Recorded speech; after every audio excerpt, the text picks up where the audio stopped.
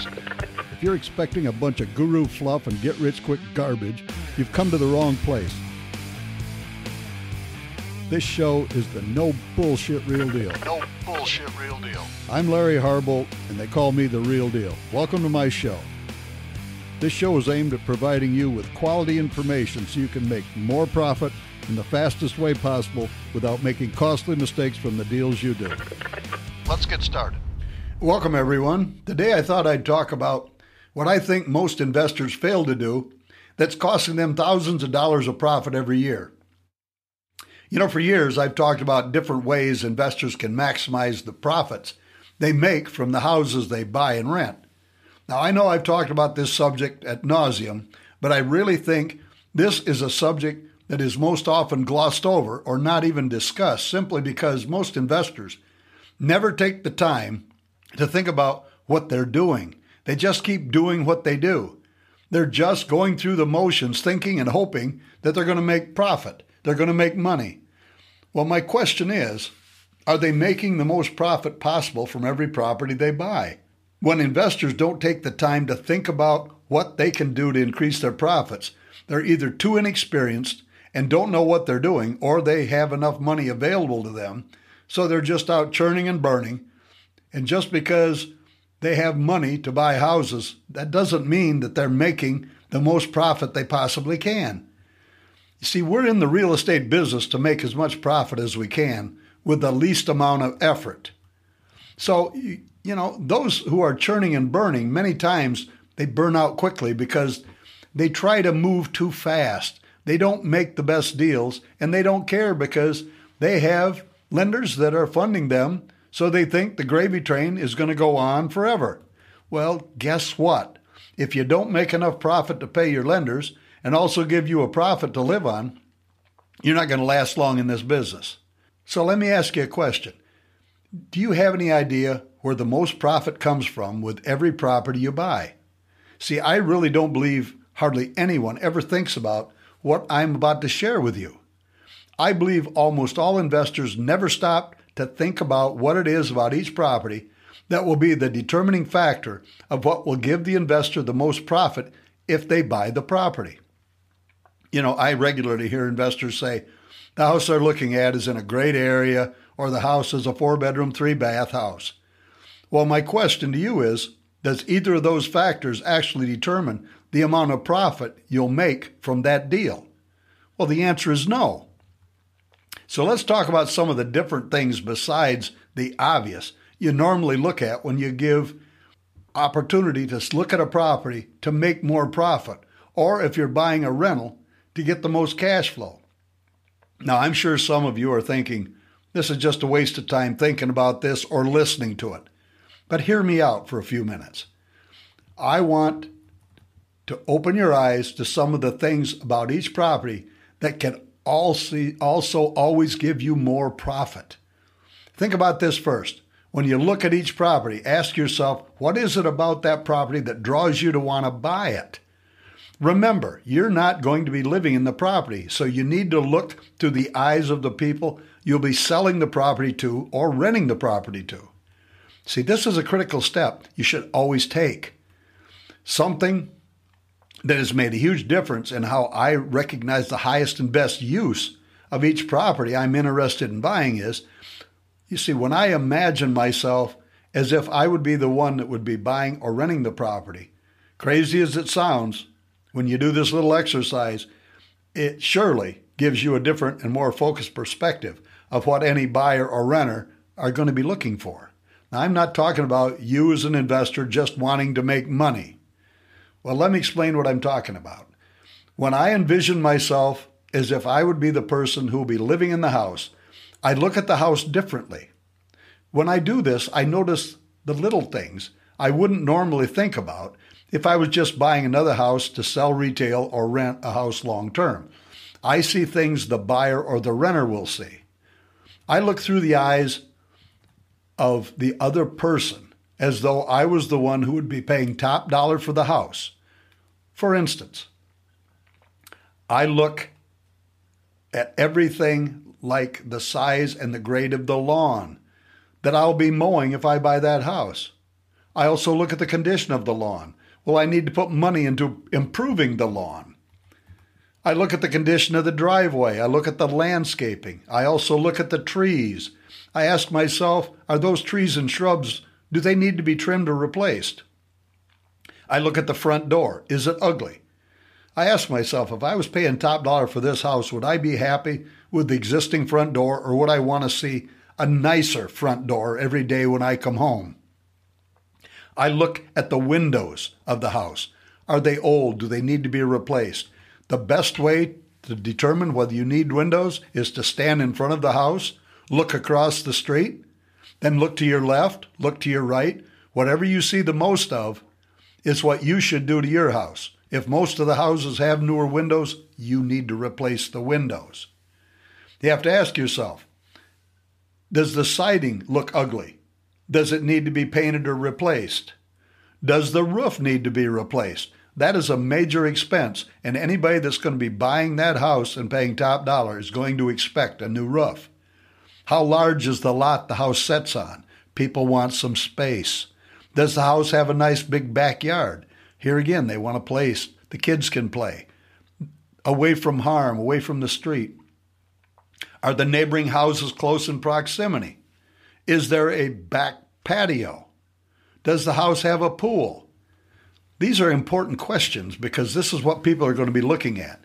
And you always have to ask yourself what you would expect the house to look like and what amenities you would expect if you were paying top dollar for that house. And believe me, anyone who will be buying that house from you and paying top dollar is going to look at the very things I'm talking about. See, there are other things that need to be thought about, such things as the location of the property, the style, the construction of the house, the neighborhood where the house is located is also very important. Is the house close to shopping? And more importantly, good schools, public transportation, hospitals. That's very important. Here's a big one. Are property values in that neighborhood stable and not going down in value rapidly? Because nobody's going to want to buy and pay top dollar if they can look it up and see values are decreasing.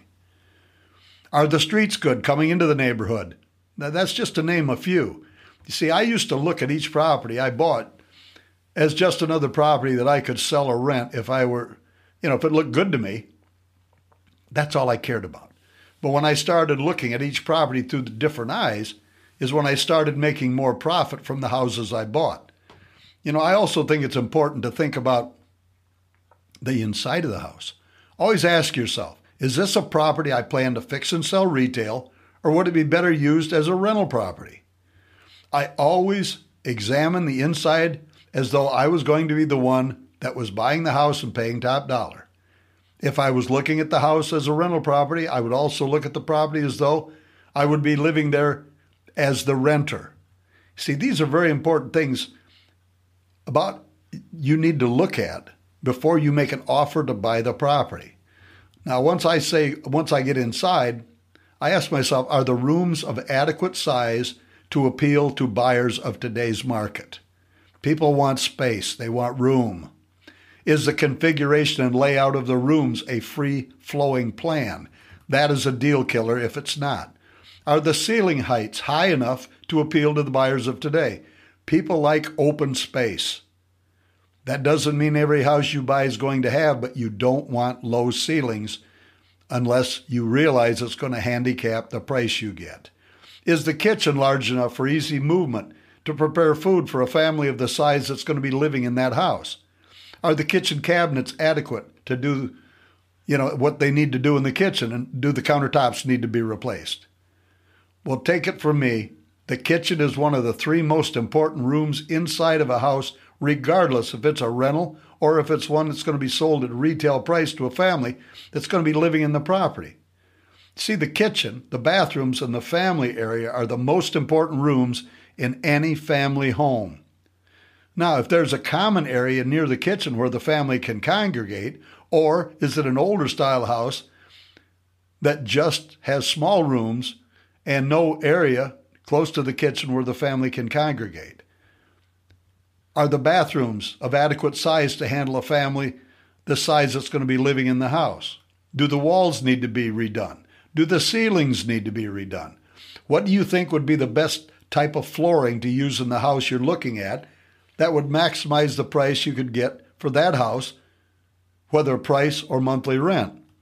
Is the heating and air conditioning already in the house adequate, or do they need to be replaced? Does the water heater need to be replaced?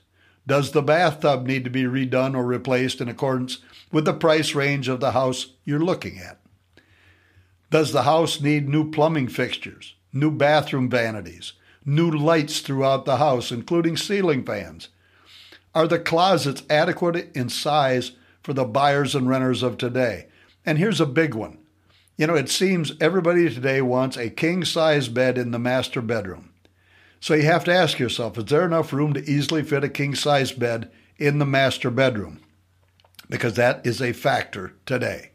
See, these are the things that I always look for when I'm examining a house that I'm thinking about buying, whether a retail property or a rental property.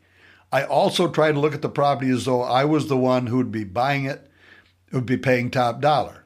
Now, I know this little exercise may seem silly to some of you, but I'm going to tell you, once you start looking through the eyes of your potential customers, it's when you're going to be able to make more profit from almost every deal you do. See, I talk about this in far more length and in far more strategies in my 4-day Never Step Into a Bank training, because we go into far more detail of the things you can do to maximize your profits. So you may think some of this is not important, but take it from a seasoned veteran of real estate investing for over 40 years, that everything I've talked about in this podcast is very, very important to your potential profits and cash flow. Next time you go to look at another property that you're interested in buying, just think about what I've talked about in this podcast. See, I hope you will see that it will change your perspective and put you more in tune with what the buyers and the renters of today are looking for. Not only thinking about your plans for the property, even if your plans are just to make a profit, you need to start thinking about the person who will be paying you top dollar if you buy each particular property.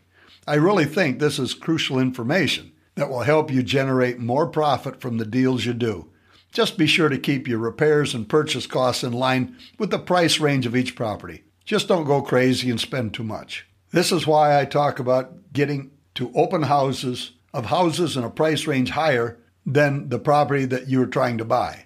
Take pictures of items that are things in this other house of a higher price that any potential buyer or renter will see in any other house in the same price range of the house you're thinking about buying.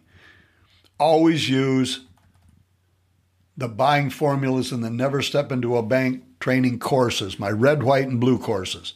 These formulas will guarantee you never overpay for any property ever again. Now, I hope you'll seriously think about what I've shared with you today. This is important information. I'm telling you right now, if you will just think about what I said and you will start to experience looking through the eyes of the potential buyers, I think you'll see that there's far more profit to be made because you're giving them what they want. I've talked to sellers who have told me, when I say that their house needs repair, I'm trying to buy, and they say, oh no, just a little elbow grease and a little paint. And then I ask them, well, now let me ask you, if you wanted this house to buy it from me and you were going to pay top dollar for it, what would you expect to be done to the property? It's amazing how they change. Well, they'd want a new roof, they'd want new carpet, they'd want this, they'd want that. And so you got to understand, you've got to deal with the people that are going to be paying you the money. That's a critical part of the business. That's going to about do it for this episode of my podcast